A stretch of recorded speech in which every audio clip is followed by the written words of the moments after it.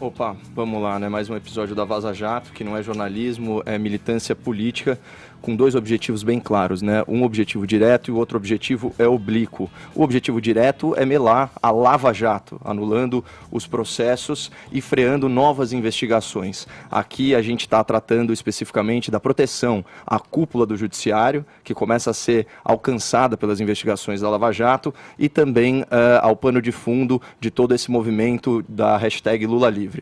O objetivo indireto, por sua vez, o objetivo oblíquo, é desconstruir o governo Bolsonaro atacando a reputação do ex-juiz e agora ministro da Justiça, Sérgio Moro, que ele é um lastro, ele é um trunfo moral desse governo, né? Inclusive a popularidade do Moro, ela supera e muito, né? A popularidade e a aprovação popular, na verdade, supera a do próprio presidente da República. Agora, o que é interessante aqui é o seguinte, a justificativa moral, né, que o jornalismo oferece para compactuar com essa violação do direito humano e constitucional da privacidade, ou seja, reproduzindo aí as supostas mensagens que são, sim, fruto de crime, é o tal, abre aspas, interesse público. Né? A Folha de São Paulo veicula isso em todas as matérias sobre a Vaza Jato. Então, assim, realmente, se houvesse ilícito incontroverso no conteúdo das mensagens, se as mensagens provassem a inocência de alguém condenado injustamente, eu até concordaria com a tese do interesse público e acharia que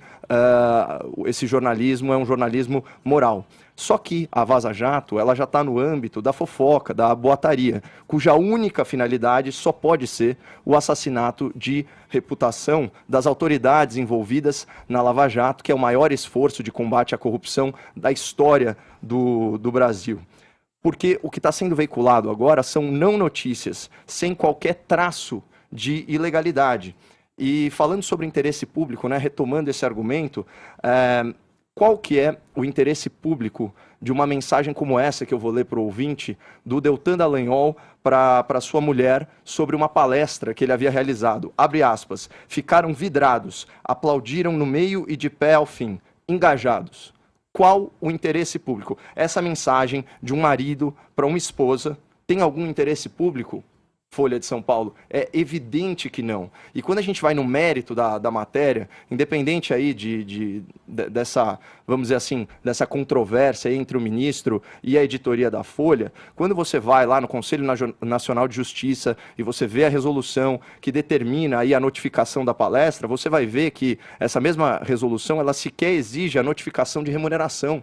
Portanto, esse é o ponto central aqui. Você veicula uma informação dando a entender que ela foi omitida com má fé, sendo que não existe exigência nenhuma para que isso seja feito, certo? E por que será que o CNJ tem essa regra? Para evitar suspeição, para que um juiz que palestrou para determinado órgão ou determinada empresa não julgue aquele caso, evitar conflito de interesse, esse tipo de coisa. E isso, não sei nem se dá para chamar de uma falta administrativa, porque sequer tem sanção. Ou seja, não tem repercussão prática nenhuma. Então é uma não notícia sobre um ato que é completamente permitido. Vamos lembrar, né, que tanto procuradores quanto juízes, na condição de servidores públicos, podem sim dar palestras remuneradas, certo? A lei permite isso, né? Isso é enquadrado como atividade docente. Então não existe nenhuma ilegalidade, seja na conduta do Deltan, seja na conduta do Moro. Né? Nem nessa omissão da prestação também de conta, Caio? Não, isso daí não é lei, tanto que não tem sanção nenhuma, não tem repercussão prática nenhuma. E aqui tem alguns outros fatores que são importantes. O ministro falou muito bem, olha, pode ter sido por mero lapso, porque ele deu, sei lá, mais de 2 ou 3 dezenas, fez mais de 2 ou 3 dezenas de eventos dessa sorte e colocou alguns. Ele não colocava os valores de remuneração, até porque existiam doações. Ele falou, não quero fazer autopromoção em cima disso. Então, assim, ainda tem isso, esse detalhe. Eu não vi esse zelo na hora de apurar outras lideranças políticas que usavam as palestras para quê? Para lavar dinheiro.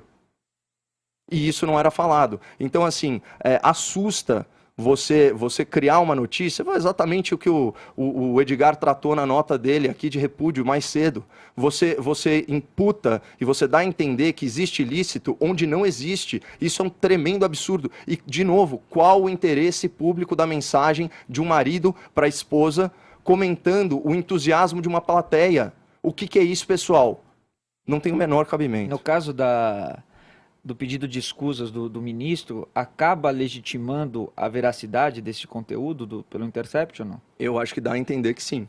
Eu acho que dá a entender que sim. A gente já falou isso aqui, até quando a gente fez a comparação das teorias conspiratórias do pavão misterioso com os vazamentos, né? Numa situação você tem uma veracidade provável e na outra você tinha a veracidade possível, certo? É completamente diferente. Né? Existe muita verossimilhança no que é falado enfim, pelos vazamentos do Intercept. É que, como esse material não é submetido, né, à perícia, até os próprios autores não sabem se escreveram ou não. Eu não lembro as mensagens que eu fiz nos últimos 2 anos. Agora, eu sei que o assunto pode bater. Eu falo assim, nossa, realmente eu recomendei aquela palestra para ele, então é capaz que esse trecho esteja correto, não tenha erro de transcrição, não tenha erro de edição, não tenha erro de autoria, de datação, esse tipo de coisa. Então, mas eu acho lamentável, sabe? Isso é jornalismo de 5ª categoria e eu não sei o que é pior, se a primeira matéria ou a Folha ainda querer falar, o ministro foi falsamente acusado. Claro, você faz uma matéria maliciosa, dá a entender, todo mundo que lê a matéria de uma forma dinâmica ou que lê só a manchete acha que existe alguma ilegalidade na conduta do ex-juiz. Aí que está o absurdo, né? É você manipular a opinião pública com uma não notícia, noticiando uma suposta ilegalidade que, pelo contrário, né, que ainda gerou divisas para caridade. É um tremendo absurdo.